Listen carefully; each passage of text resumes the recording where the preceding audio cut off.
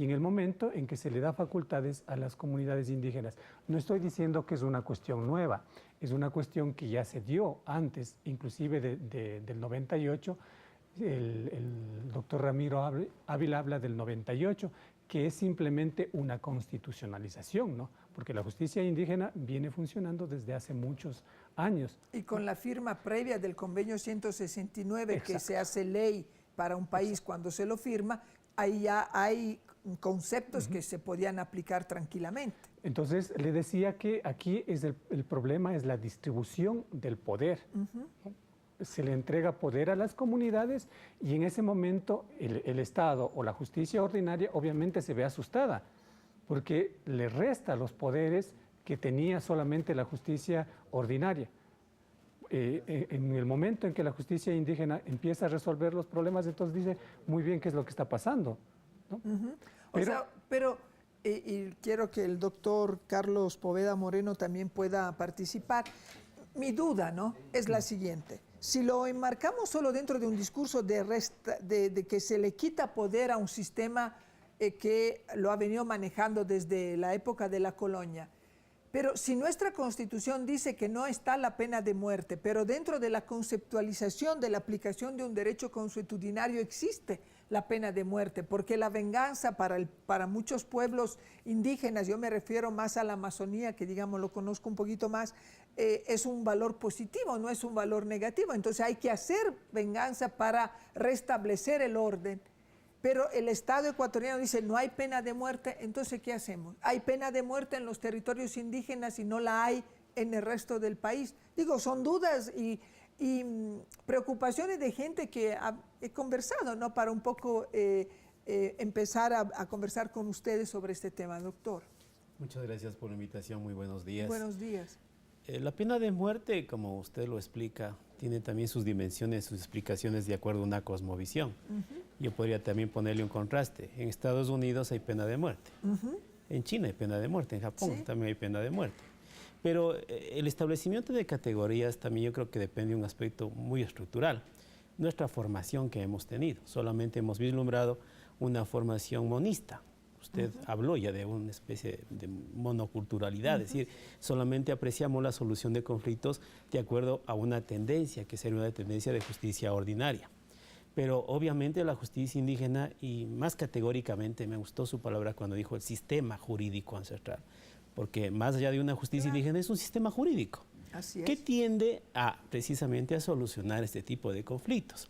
Entonces, obviamente la dimensión de la pena de muerte ya en una comunidad también no se vislumbra de acuerdo a una visión eurocéntrica y también etnocéntrica que siempre se vislumbra, sino que tiene explicaciones de un carácter antropológico. Por eso es que es muy importante que no solamente se lo vislumbre de un aspecto jurídico, sino antropológico y sociológico, es decir, entendiendo las dinámicas interculturales que precisamente se originan en este tipo de visión. Y no es que recién a partir del 98, como decía Raúl, aparece la justicia indígena, no existió, sino que estaba invisibilizada, como lo quieren también invisibilizar en esta época. Si hemos nosotros planteado en un aspecto ya de un aspecto ordinario, académico, una discusión que lleva más allá de 14 años y todavía no vemos despegar el tema de reconocimiento, de reivindicación y sobre todo de respeto a una promoción intercultural y plurinacional, que no solamente está en el artículo 171, veamos lo que dice el preámbulo. El preámbulo nos habla del respeto hacia la sabiduría ancestral, de que somos pueblos, de que tenemos historia, tenemos trascendencia y obviamente también el respeto a esa diversidad, y ahí me parece a mí que es el origen del pluralismo jurídico, es decir, diversas formas. Yo le pongo otro contraste. ¿Qué pasa, por ejemplo, con los acuerdos comerciales? ¿Qué es lo que se venía utilizando y se restringió en la Constitución de Montecristi? Una jurisdicción diferente a la nuestra que resuelve conflictos entre empresas que están invirtiendo en un Estado. Ese es un tipo también de solución de conflictos que sale de la esfera del Estado. Pues obviamente cuando se trata ya de justicia indígena, también a veces hay criterios también que menoscaban, como decía el doctor Fernando García o Ramiro Ávila, es decir, también puede haber criterios de racismo, es decir, la justicia indígena es una justicia de indígenas que no establece una igualdad con la justicia ordinaria porque son menos preparados, no son abogados. Que no manejan los conceptos jurídicos, obviamente porque también hay conceptos determinados que en las comunidades no la tenemos. La palabra delito, por ejemplo, no calza en las comunidades indígenas, sino que se habla es de enfermedad. Y al momento que se imponen ese tipo de sanciones, no están sancionando a una persona, castigando a una persona, sino sanándole, curándole, porque tiene otra dimensión. Y es lo que nos falta a los ecuatorianos. Y básicamente cuando nos hablan también en la Constitución de un Estado intercultural y plurinacional, que es una dimensión que todavía no la hemos alcanzado y que vemos que hemos sido, en cambio, nos hemos restringido al promocionar este Estado. Ahora, en la formación de los abogados, de los que estudian leyes, ¿cómo se incorporan estas visiones? Yo recuerdo que yo era profesora de comunicación en la SEC y me invitaron a la Facultad de Jurisprudencia por el hecho de haber vivido muchos años en la selva y haber visto aplicar la justicia indígena en las comunidades.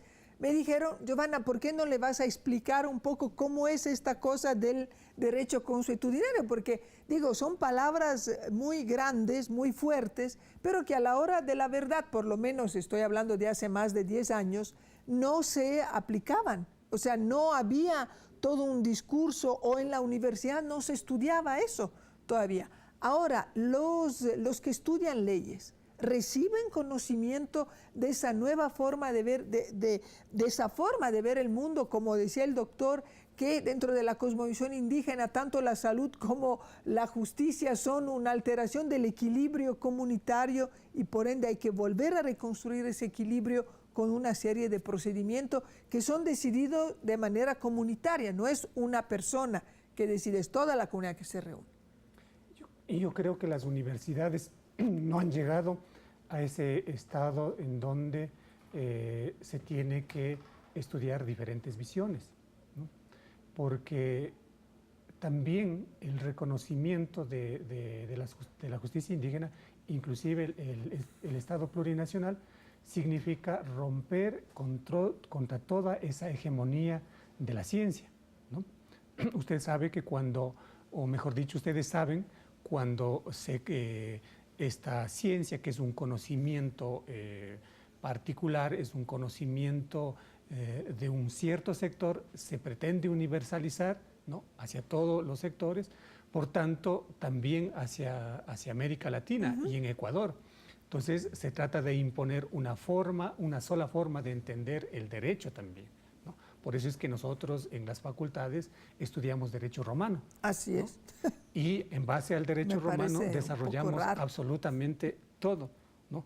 O todavía seguimos estudiando el código que tuvo su desarrollo en Francia, ¿no? El código napoleónico, que ustedes saben cómo se produjo toda esa traducción y cómo llegó a América Latina, y cómo llega toda la nomenclatura es en latín, que no se estudia en latín aquí, ¿no? Entonces yo creo que para transformar las universidades implica transformar justamente el pensamiento de los profesores, ¿no? Si no logramos transformar el pensamiento de los profesores y de quienes están dirigiendo inclusive en ahora el ¿cómo se llama? El Consejo de Educación Superior, por ejemplo, o sea, no vamos a llegar a esa transformación, porque, repito, aquí lo que se trata es justamente de entrar a discutir si la ciencia es o no es universal, ¿no? Y el Ecuador, obviamente, con la Constitución del 98 ha dicho no es universal. Tenemos otros conocimientos, tenemos otras formas de ver, tenemos otras formas de cosmovisión, por tanto tienen que ingresar a la universidad. O sea, no solamente en el derecho, tiene que entrar en el tema de la comunicación social, en biología, en todas las... O sea, es universal, pero es monocultural, o sea, es una universalidad que viene desde Europa, traída acá y considerada como la mata del pensamiento, perdonen el lenguaje coloquial, pero para que nos entiendan también lo que nos están escuchando ahora. Entonces, no es así, o sea, hay muchas otras vertientes de pensamiento y sobre todo aquí en América Latina, que tenemos un tejido cultural que viene de las nacionalidades y pueblos originarios.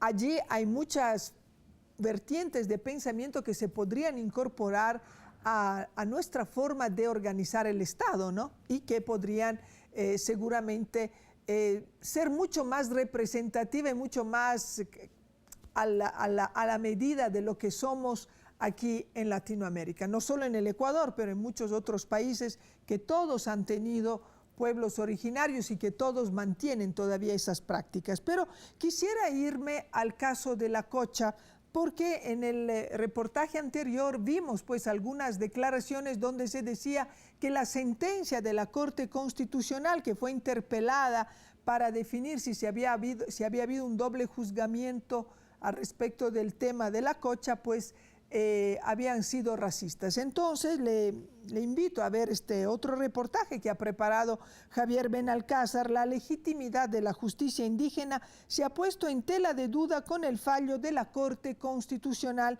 relacionada con las acciones y resoluciones tomadas por la justicia indígena en torno al caso La Cocha, en la provincia de Cotopaxi. Veamos entonces esta nota para volver con el panel y profundizar un poco más el por qué es racista o por qué no es racista. Vamos a ver.